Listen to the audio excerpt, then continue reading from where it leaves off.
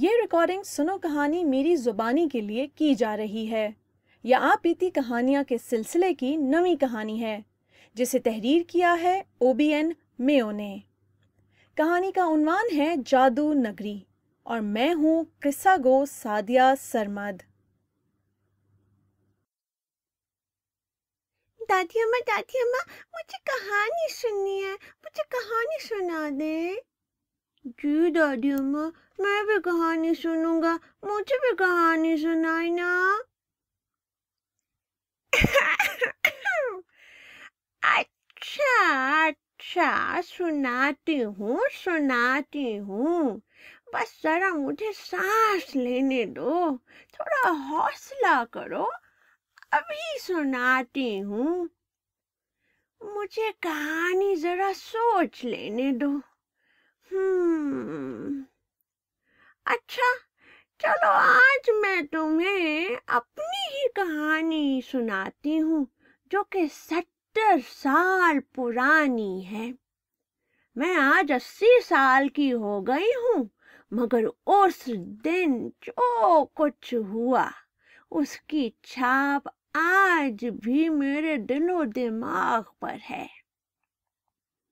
اس واقعے نے نہ صرف میری زندگی بدل دی بلکہ مجھے جینے کا حقیقی مقصد دے دیا۔ میں اس وقت 10 برس کی تھی۔ تو چلو سناتی ہوں تمہیں 70 سال پرانا واقعہ۔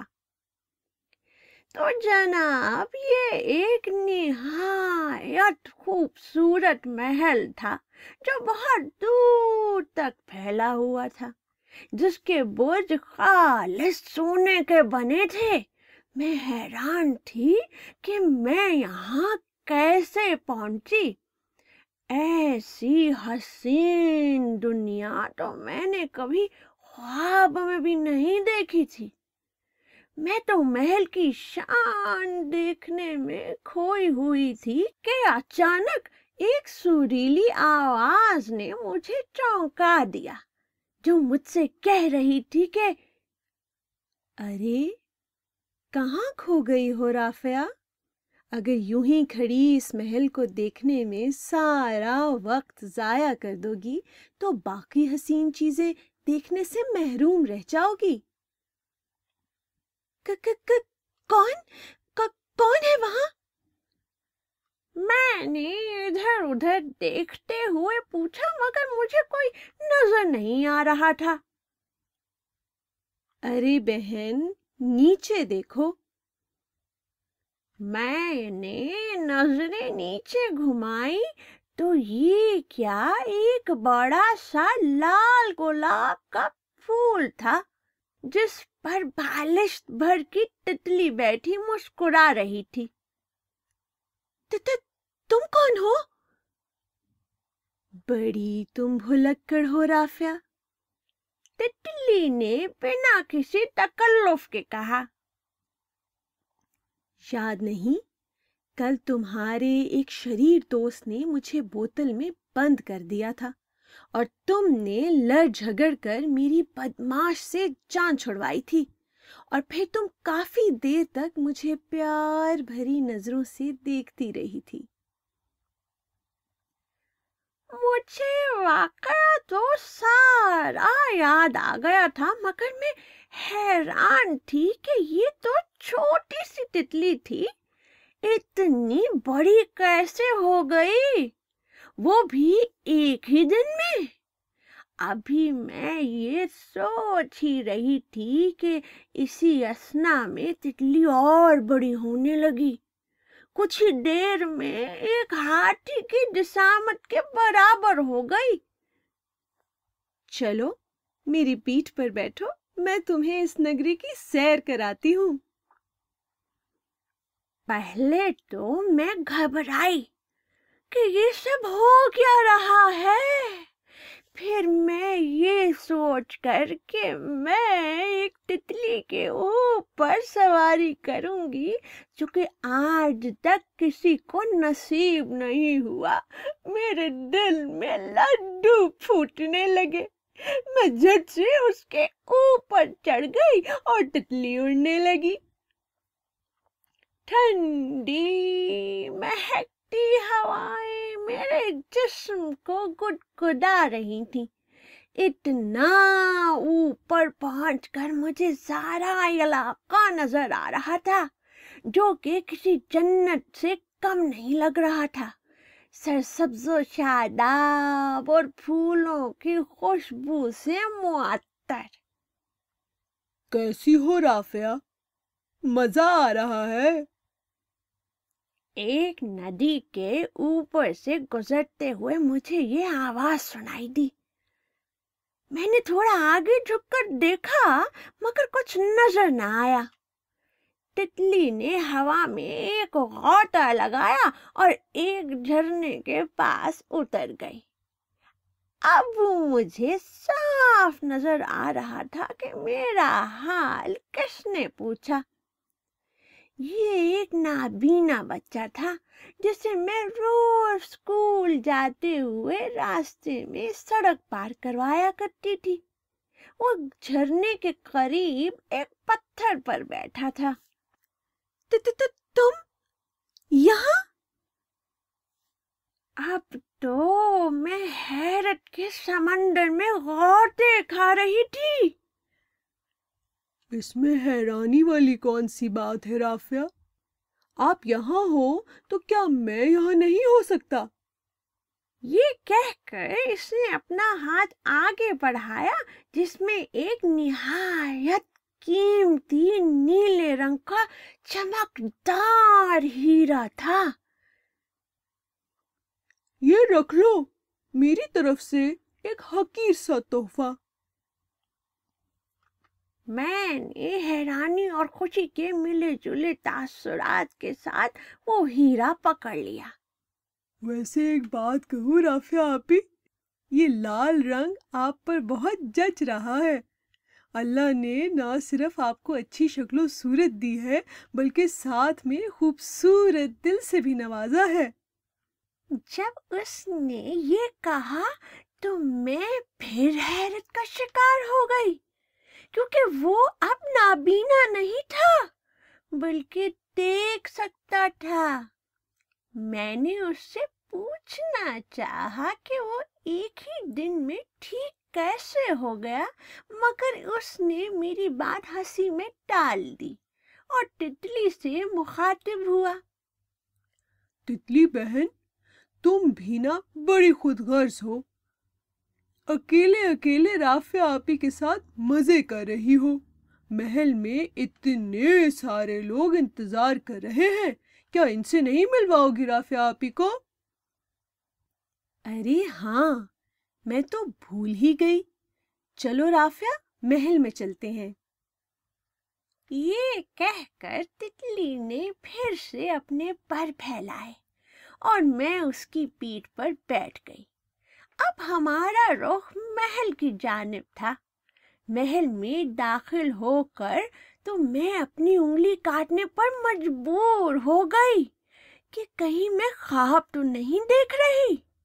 محل جانوروں اور انسانوں سے بھرا ہوا تھا، اور جو بات سب سے مزے کی تھی وہ یہ کہ وہاں درخت اور پودے بھی انسانوں کی طرح چل پھر رہے تھے اور باتیں کر رہے تھے۔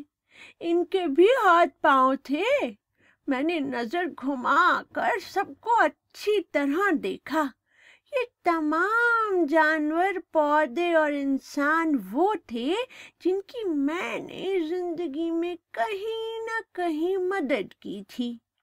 کسی زخمی جانور کی مرہم پٹی کی تو کسی انسان کے دکھ میں اس کے کام آئی، اور یہ تمام پودے اور درخت میرے ہی ہاتھ کے لگائے ہوئے تھے۔ مجھے دیکھ کر سب ہاتھ باندھ کر کھڑے ہو گئے۔ میں خود کو کسی ملکہ سے کم محسوس نہیں کر رہی تھی۔ آپ کافی تھک گئی ہوں گی رافعہ، آئیں میں آپ کو آپ کے کمرے کی طرف لے چلتا ہوں۔ ایک پودے نے آگے بڑھ کر میرا ہاتھ تھام لیا اور مجھے ایک कमरे में ले गया, जो ना सिर्फ पूरा आसाइश था बल्कि तहाइफ से भरा हुआ था।